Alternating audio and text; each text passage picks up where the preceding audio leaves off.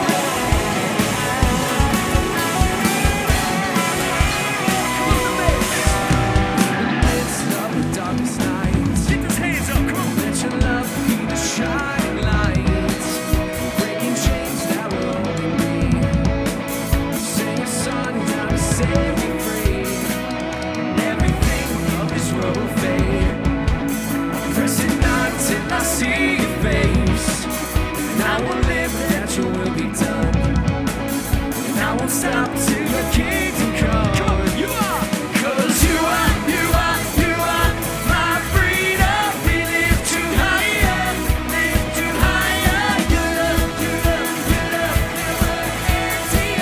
Everybody, you are in us. Nothing can take your place. You are all free. Your love has set us free.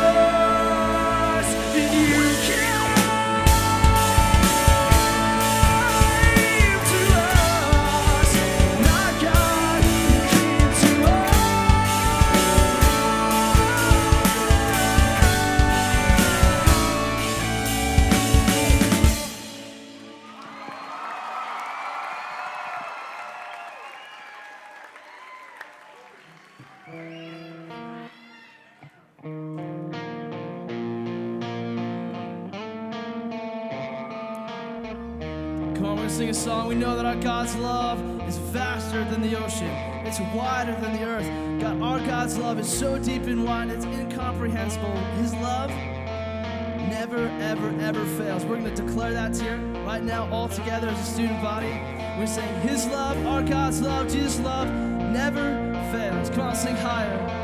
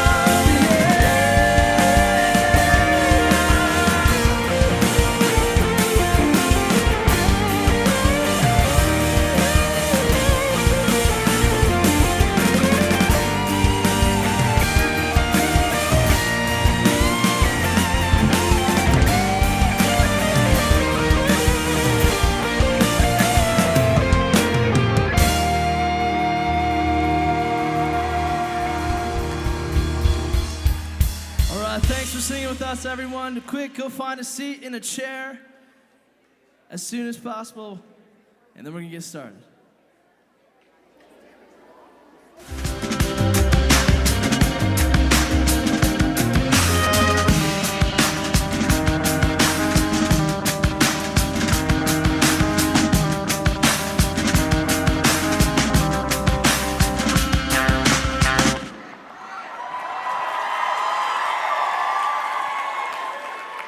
So it was in the second grade that my family decided that they were going to move.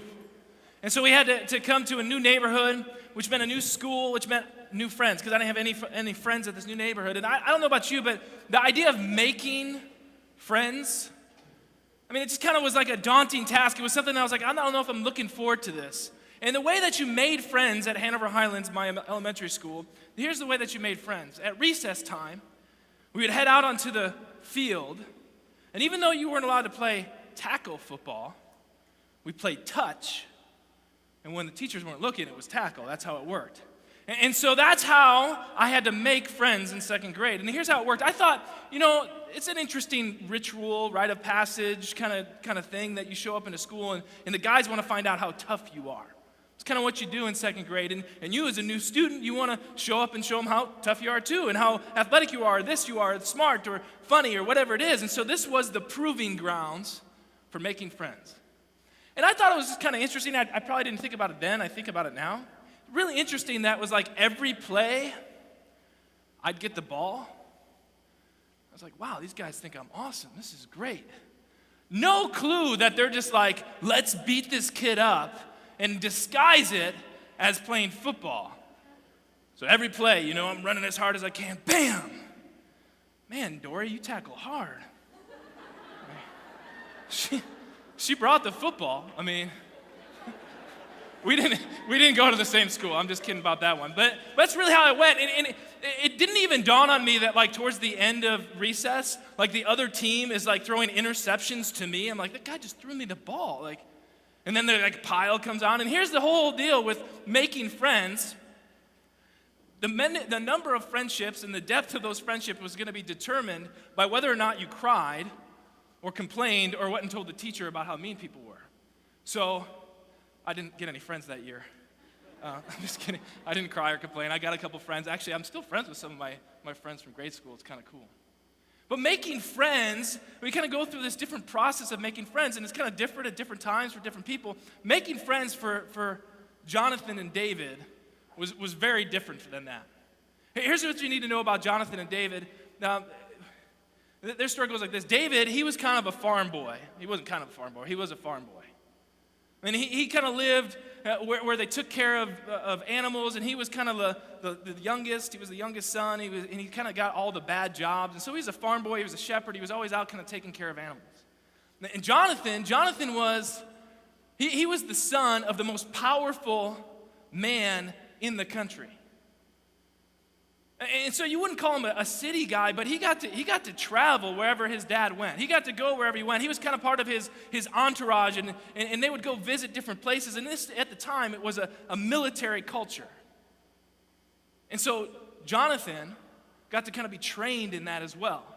And so his dad was always out in battles. His dad was the king, and so he was the firstborn. He was the son of the king. And he was kind of a tough dude. He got to fight and learn combat. He was a warrior. And so from the beginning, Jonathan and David's friendship is just super unlikely. It's kind of different. But something happens. Jonathan kind of sees David. David kind of joins this on. He's kind of asked to come do some things for the king and take care of the king and do some different things. And so Jonathan kind of sees him from a distance. He's like, this guy's kind of interesting. Because David was a shepherd. He was from the sticks. I'm talking like past Oswego, like that far out. They don't like me now. Sorry. But I'm talking way out there. And so what they did in his spare time, when he's not taking care of the animals, he would practice his slingshot. He'd play his ukulele, banjo type thing. I don't know what it was. But he was a singer-songwriter. He was a really good poet. Actually, like he was kind of the Justin Bieber of his day. When Justin Bieber was cool before he started doing all that weird stuff. That Justin Bieber. I mean, he was kind of this poet of sorts, and so he got called up to do some things to take care of the king in different ways, and Jonathan sees him from a distance, and he kind of sees, man, this guy's kind of cool. I mean, he's really good at playing songs. Like, I wonder if he's got an album out. I'll download him on iTunes. Like, he's like, this guy's pretty cool. And then he finds out that David can actually fight, too. So now he's like this warrior poet. I don't know what that is, but it sounded cool, so I want to say it. He's a warrior poet, and he's like, this guy's kind of starting to get this, like, bromance going. Like, man, this guy's kind of cool. I wonder if he would be my friend. But Jonathan doesn't just, like, go up to him like, will you be friends with me? You know, let's come over and play Xbox later. Let's hang out. And it's not how it goes. Actually, this is how it goes, and you can find this in your Bibles. It's in a book of the Bible called Samuel. Actually, it's 1 Samuel. It's chapter 18. This is Jonathan and David. And this is how their friendship kind of really starts. This is the process of making friends. Here's what happens. And Jonathan took off his robe he was wearing and gave it to David, along with his tunic and even his sword and his bow and his belt. That seems like a weird thing to do. Here, take this stuff. And that's the way he made friends with him. Like, why would you do that? That's kind of different and weird. Well, here's why he did it.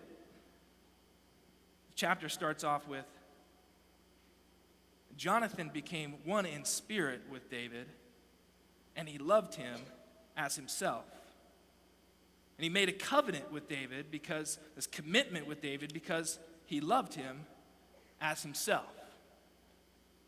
So we got this thing going on where it's like they're one in spirit, and he loves him, and he commits to him, and he submits to him. That's what's happening. There's love, commit, submit. And there's this thing happening here. It starts off with they were one in spirit. And we got to hang on to that. We're going to talk a little bit about that, but just kind of keep that in your mind. One in spirit. And I don't know what one in spirit necessarily means, because the Bible doesn't really indicate what their one in spiritness was. Like, do they have common values, common goals, common likes or dislikes? It's some sort of common experience made them be one in spirit. And we know what that's like when we go out with a group of people and we're like on the same team, right? Become one in spirit. We have a same goal and we achieve something, we become one in spirit. We go on a road trip or we come somewhere with like blast. Become one in spirit. We don't know what it is for Jonathan and David that become one in spirit, but the Bible says they're one in spirit. And then the Bible says that Jonathan loved David. And for some of us, that's kind of weird, especially because for us guys, it's like guys don't, in our culture, we don't say, love you to another guy, usually, unless we're like, love you, man. Love you, bro. Right? Now, girls, you're a little bit better at this. You go, love you, love you, love you. You tell everybody you love them, and it's kind of, but guys, it's a little different. And so for us, we read that, and they're one in spirit, and Jonathan loved David as himself, and we read that, and maybe we're like, we're a little confused. And then what happens next, it confuses us a little bit more. Like, he gives him his robe and his cloak and his sword, and what's going on? And we have this tendency, and I've seen it in a lot of different places, and sometimes I do it too. We have this tendency to sometimes when we don't understand something or see something, we take our culture and we read our culture into the story of the Bible.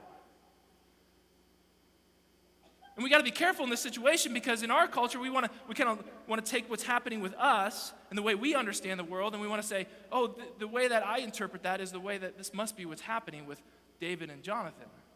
It's the same thing, right? Because there's this thing in our culture, gets everybody up in arms. Start talking about what it seems like it's talking about. I mean, in our culture, everybody gets divisive about this thing and gets angry about it, and it causes all sorts of people to say, we got to change the laws, and we got to do this, and we got to do that, and let's label it this, and it must be that thing. And we get all worked up about it, and it causes fights, and it causes arguments. People feel judged.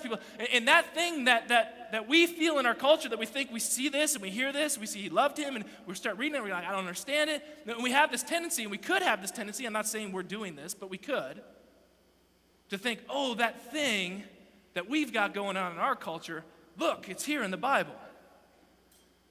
Let me just be really clear. That thing, I'm not talking about that thing, and either is the Bible in this instance.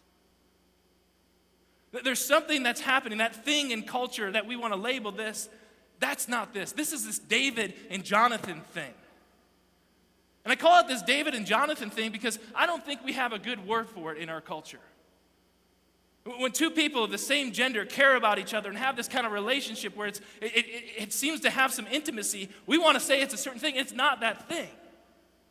And because it's not that thing and we don't know what it is, we want to label it other things and we get all confused and we say, well, what is it? And because we don't have a good word for it, and I want to be careful not to mislabel it, let's just call it that David and Jonathan thing. And what is the David and Jonathan thing? Because it's interesting, it's different. He lays down his robe. He lays down his tunic, he lays down his sword and his bow, and then he lays down his belt. Now here's what's going on. A robe back in those days, remember this is military time. So a robe back in those days, Jonathan would be wearing a robe, probably especially if he was out on the battlefield or near the battlefield, he'd be wearing a robe that would indicate that he was the son of the king. It was his identity, it was his label, and because if you were in a war and you were part of royalty, usually your life could be spared. And so it's a big deal to have this robe because if you got caught and things didn't go right, this robe would save you a lot of times. But not just that, if you wore the robe, people saw you, they'd bow down, they'd serve you. Everybody served you if you had this robe. It's a symbol of status, it's his label, it's his power. And he says to David, he takes it off. And he lays it at his feet and he submits it to him and he says, here's the deal. It's like he's saying, David, I'm not going to power up with you. I'm not going to make you serve me. I'm not going to try to be your king. I'm not going to make you bow down to me. I'm not going to do any of those things. In fact, I'm going to lay this at your feet. I'm going to serve you. It's an incredible act of friendship in this moment. He says, I'm not going to do any of those things. I'm not going to use my status and my symbol and my title to make you bow down. You're not going to serve me, I'm going to serve you. And then there's the tunic. And the tunic would be like kind of the last layer of armor. You know, if they really were going out for battle, he'd probably have a little bit more armor on, but it's kind of it's a protection, it's a shield of sorts. It's going to protect his body, and he gives that last layer of armor, he lays it at David's feet. It's like he's saying, listen, I've got nothing to hide. When it comes to our friendship, I've got nothing to hide from you. I'm going to surrender. I'm going to submit. I'm going to be completely vulnerable, completely real. I'm not going to try to protect myself around you. If something happens, I'm not going to try to defend myself and justify myself and make sure I kind of protect myself and take care of my own. And then he lays down his sword and his bow, his weapons. These are the things that he fights with, that he attacks with. And he lays it down, and he's saying, listen, I'm not going to come at you. I'm not going to slash you. I'm not going to stab you. I'm not going to try to harm you and hurt you. I'm not going to shoot arrows of hate at you. You're not going to be my target. He lays it down at David's feet. He submits it to him. And then he lays down his belt. I was trying to figure out this belt thing. I was like, let's just lay down your belt. Weird. Here's the deal. Back then, the clothing would have been pretty loose clothing. You throw your tunic on, and it maybe come down, and there'd be other clothes that you have on, and it'd kind of be loose, and so you needed a belt to tie it around tight. So if you were in battle, your clothing wouldn't get all tangled up. If you had to run, you would be mobile. You could be agile. If you got in close-to-close combat and you were wrestling with somebody, if you had really loose clothing, they're going to be able to pull it and take you down. And so if you don't have a belt, you can be in trouble in battle. And he takes his belt and he lays it down. And he said, listen, I'm not going to manipulate. I'm not going to maneuver. I'm not going to try to one-up you and try to get around you and try to get what I want out of this relationship. And when things get tough and we're wrestling and things are hard and it seems like our relationship's really struggling, I'm not going to run. It's an incredible relationship, this incredible thing that's happened, this David and Jonathan thing. I mean, it's different than anything I think we usually experience. We don't even really understand it because it's in this moment that Jonathan says to David, listen, I'm going to take all these things. I'm committed to you. I'm going to submit all these things to you. I've got nothing to gain. I've got nothing to lose. I've got nothing to hide. I've got nothing to prove. That when it comes to our relationship, I'm going to be completely honest, completely me, completely trusting you in this relationship, and I'm not going to try to be defensive, one-up you and hurt you and harm you. The way that Jonathan makes friends with David isn't saying, hey, will you be my friend? Instead, he commits to showing him the kind of friend that he's committed to being. That's the David and Jonathan thing. And I don't know about you, I'll speak for me, but I need the David and Jonathan thing in my life.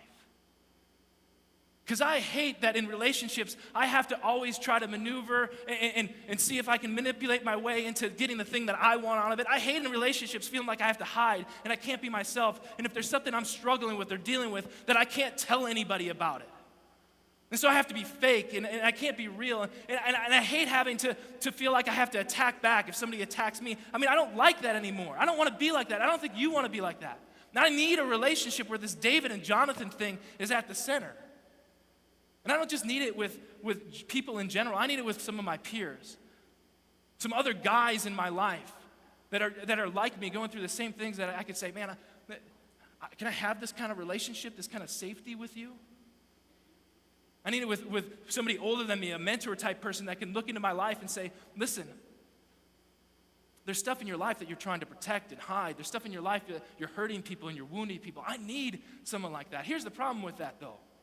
I need someone like that. I want someone like that. But I'm not really good at being that. Maybe you're not either. And I know we don't live in this military culture. Not in the same kind of way, because back then it was spears and swords and all that kind of stuff.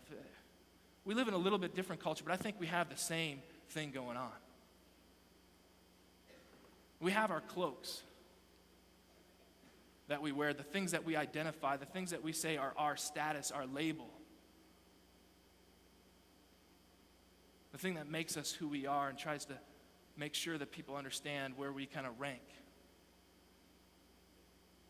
And for a lot of us, it is actually clothing. It's kind of interesting that it's still clothing for us. You know, I got to get a new pair of shoes and make sure that label says Uggs right there. I mean, I don't do that. I don't. Right? Got to make sure the label's displayed. People know that this is that kind of thing and this is that kind of thing. Those are the right shoes, the right shirt, the right pants, the right bag, the right coat. I got all of it and I got it on display. And actually, my shoes aren't even just the right shoes, they're the right color. It came out in the right season. I don't wear these at the wrong time because I want you to know who I am. And I got some status and I got some rank and I'm important. And maybe we don't always use clothing. We have other things that we put on as our cloak, as our label that identify us. It soon starts coming out in other ways. Make sure people know that I'm on this team and I'm on that team and I get these kind of grades and I'm going to go to that kind of school. And later on in life, it becomes about you have this kind of job and that kind of degree. You live in this kind of house and you drive that kind of car.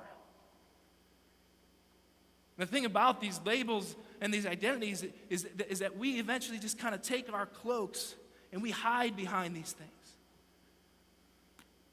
We make sure people know this is who we are, and we use it to stay hidden behind or to one-up and to power up on people. And here's the thing, even if you're not using your status as power, some of our status, we use the status of our lowly position to make sure we get what we want out of relationships. Right? I've done it before. We identify and label ourselves a certain way so that we can get what we want out of the relationships that we're in.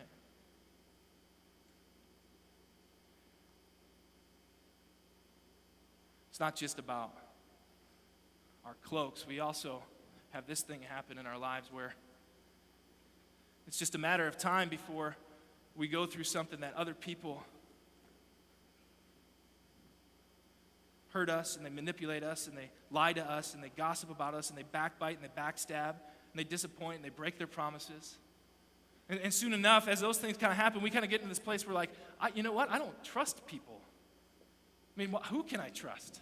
I mean, everybody ever been in a relationship with eventually is going to do something that's going to hurt me or harm me. And so we got to get in this mode where like, you know what? I'm gearing up. We get into tactical mode and we start thinking, okay, what kind of weapons can I start to use? But before I use my weapons, I just want people to know I'm a pretty tough guy. I got a pretty strong exterior. I got some stuff and you can't really harm me, and I'm just going to power up a little bit, and I'm just going to use the things that I want to do and defend myself and make sure I take care of myself. And if you know that you can't get to me, if I look scary enough and look like I'm tough and I got this rugged, tough exterior, I don't know if I look tough in this or not, but I'm just pretending I am. I am really pretending. And we think somehow that having that rough exterior on, looking tough, is going to protect us. But the reality is there's no bulletproof vest to protect our hearts. You can try. You can put up those walls and put up that exterior and put up that display and think, yeah, people aren't going to get to me. And if I act tough and I am going to put on that, try to guard myself, I'm just never going to get hurt. We know that's not true. See, and here's the thing about our armor. After a while, we realize it doesn't do the job we want it to do. It's not quite good enough. So we take out our arsenal, our weapons. And here's the thing, every single one of us has a weapon at our fingertips, and we use it all the time to hurt people.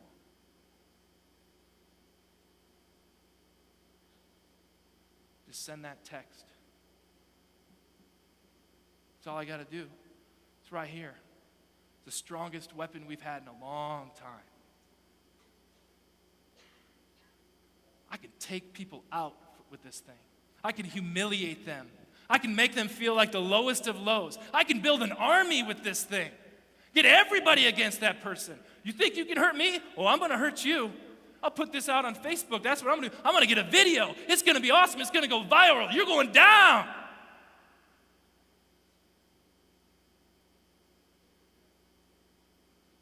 We justify it.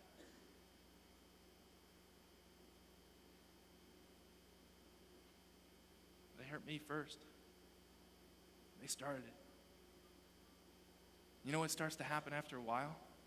We got our cloaks on, and we got our armor on, and we got our arsenal of weapons. You know what starts happening after a while? We start realizing that things, this cycle just continues, and people are doing it to us, and we're doing it to them. And pretty soon, for some of us, if not all of us, we start turning against ourselves. Because we start realizing that this identity that we have, it's just not cutting it. And the armor that we have, it's not cutting it either. Even when we attack, it's still not cutting it. And so we start using those things against ourselves. And some of us use weapons that are like a sword to cut ourselves, because we don't know even how to deal with the pain and the frustration and the hurt that's going on in our lives. And some of us, and here's the thing, and it's not just this physical thing that happens. I think every single one of us here eventually get to a place where we turn the weapons against ourselves and we enter self-destruct mode. And it makes its way out in depression, and it makes its way out in anger and addictions. We start burning through relationships, and we feel empty and hollow.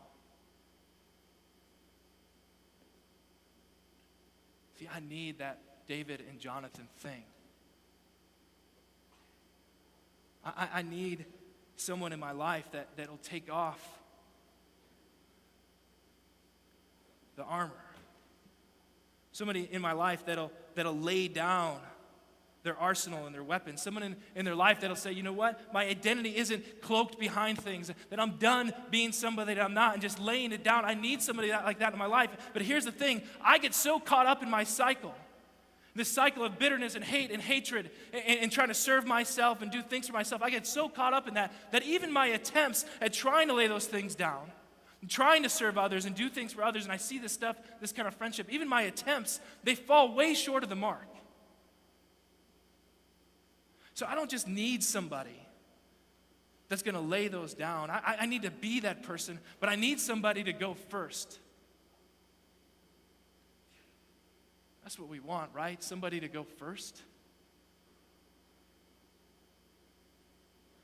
And I don't just need somebody that's going to teach me how to do that.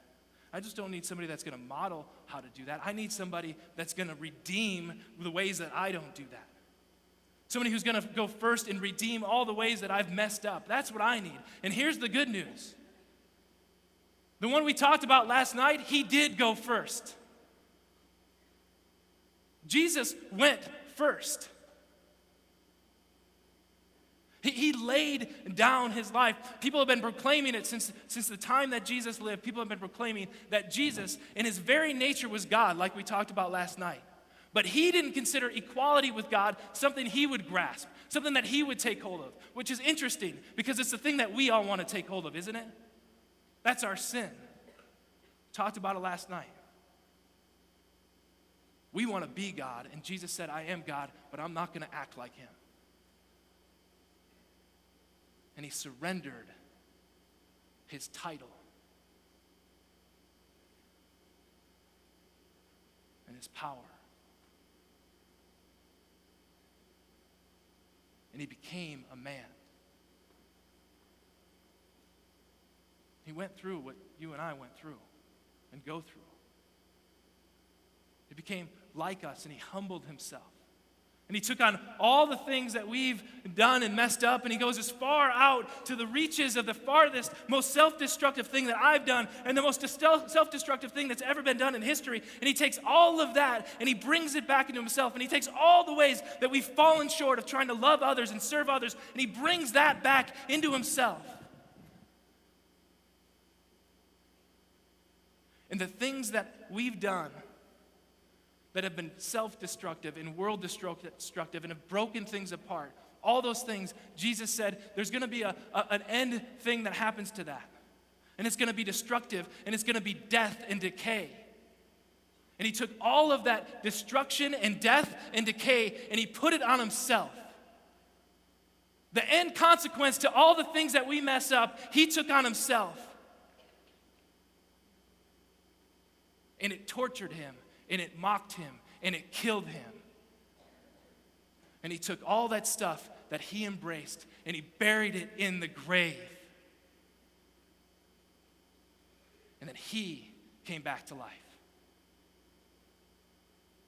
And all that stuff stayed buried, and he redeemed it all. All of our stuff has been redeemed, and that's why Jesus is not just Savior of all this, that he's my Lord.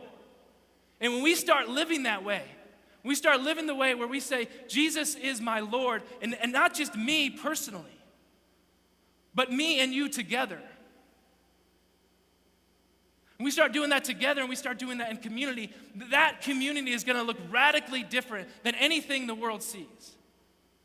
It's going to look radically different than any of our failed attempts at it.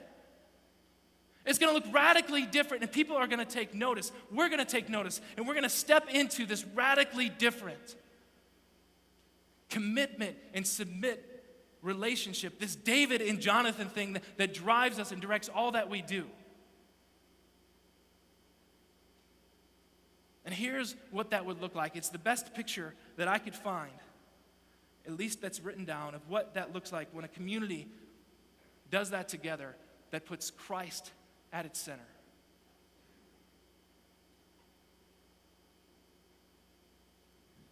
It's found in Acts chapter 2.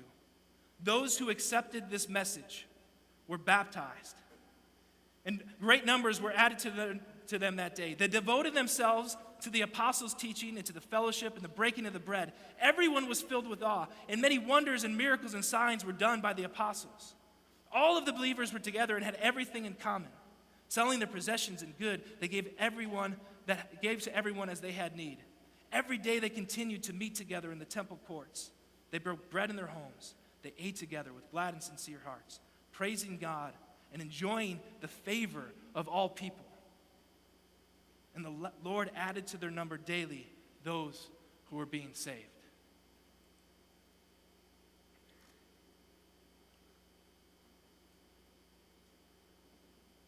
Listen, that's not That's not the church of ancient past and history. That's not a gathering of people that have committed to putting Christ at their center and saying he's my Savior and my Lord. That's not a past thing, and that's not something that someday, when you guys get your act together, you can start living that way. That's a right here, right now, this group of people that says, I'm committed to living that way for the people in my life. I'm committed to laying down these things because Jesus isn't just the one who taught me that. He's not just the one who modeled that. He's the one who's empowering me to do that in the lives of others. I can't do it on my own. I'm not going to try on my own. And when we try, we fail. But through the power of Christ showing us the way and living in us to do that for other people, it'll radically change our lives. Jesus went first and he said, follow me.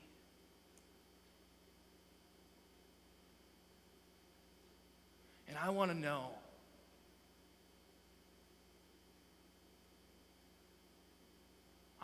if you, for those of you who say, I'm following after Jesus, I want to know if you're willing to lay down your cloak and your identity. All the things that you say make you important. I want to know if you're going to lay it down for this group of people and for the world that needs redeeming. I want to know if you're going to reset this world through the way you live and love each other. That's what I want to know. Are you going to be that gathering of people, that church that says, I'm done saying the other world and other people are going to define me. I'm done saying my orientation defines me. I'm done saying that my degrees and my school and other people and how awesome I am and how funny I am, none of that's going to define me anymore. The one who's going to define me died for me.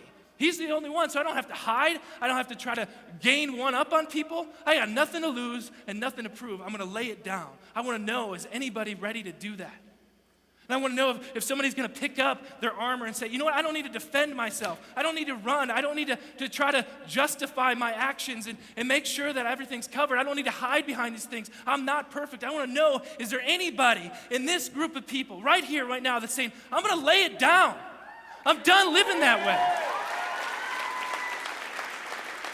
I want to know if anybody is willing to stop using this as a weapon and start using it for the forces of good that say, I'm going to bring the word of who Jesus is, not just through my actions. I'm not going to just quote Bible verses to people to make them feel like junk. I'm done doing that. I'm going to step up. I'm laying this down, and I'm saying I'm done with it. That doesn't define me. I'm committed and submitted to just putting that down because the one who does define me, the one whose identity I'm in, the one who protects me, the one who needs to, if he needs to, he's going to take care of the things that hurt me and harm me. I'm done with those, trying to think that that's on me.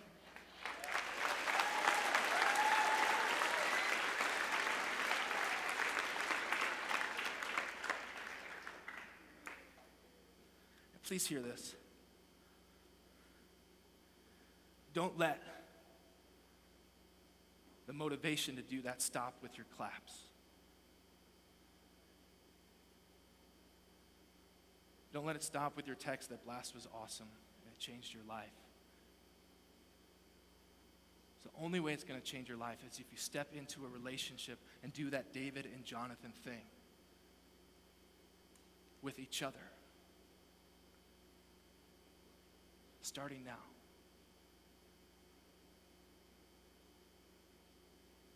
Are you ready to step into a relationship? Lay your life down and say everything is going to be this others-focused, fully committed by the power of Jesus living in me to be self-giving and self-sacrificial. It'll change you. It'll change your friendships. Change the world. You pray with me. Heavenly Father, thank you for Jesus. Thank you for not just your example,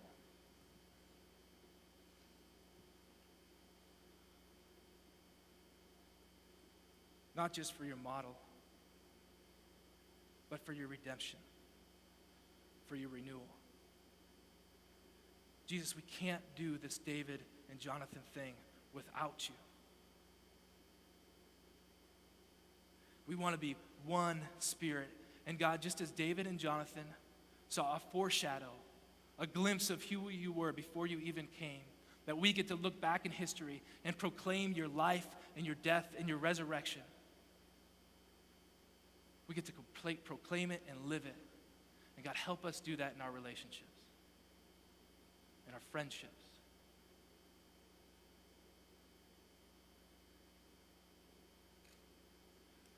We pray this in Christ's name. Amen.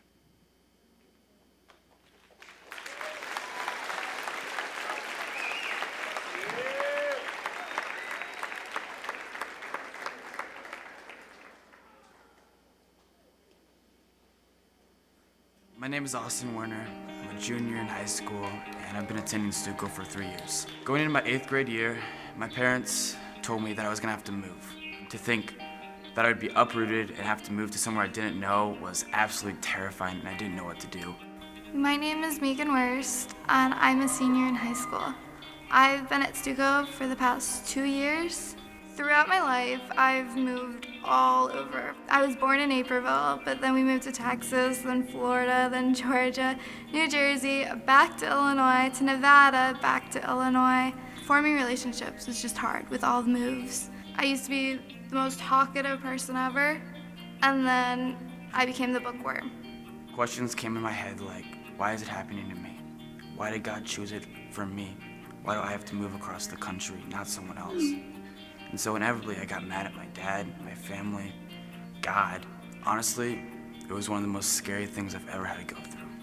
When my family moved to Nevada, it was the first time I found home in a church and a group of girls that I became friends with. Then my family decided to move back to Illinois. My mom started coming to community, and I refused. Finally, my mom convinced me to come, and I'm so glad I did, because I met Stephanie at the welcome desk, and she invited me and my brother to Blast. And I was all excited for it until I realized I didn't know anybody.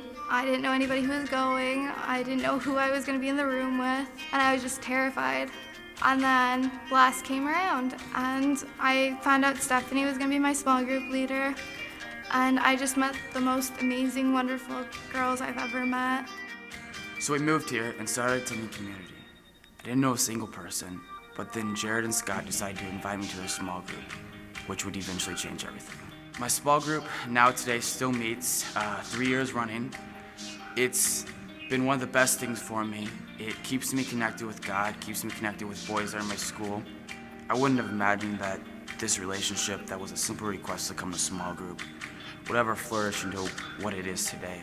I know that without a doubt, they have my back, they do anything for me. I don't know what I'd do without it. It is one of the best things that ever happened to me when I first moved. My small group is the most amazing group of girls ever. During one meeting, we can go from laughing to crying to laughing again, all because we're there for each other and we know exactly what to say in order to cheer each other up or to break down the walls that need to be broken down. And they bring me closer to God each and every week because they show me that He provides for me. He's given me community and just show me what a wonderful place Stuco is and what a wonderful family. And these are the girls that are going to be my friends for the rest of my life.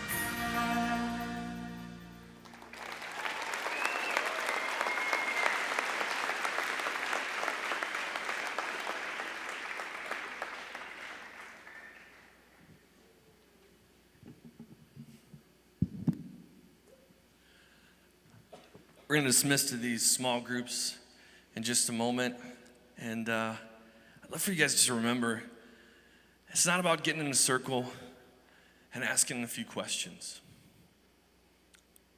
It's about relationships that can change the world. Isn't that amazing? That's what this next time is about. These next moments, as you're going to go back to your room, you're going to experience relationships that can change the world.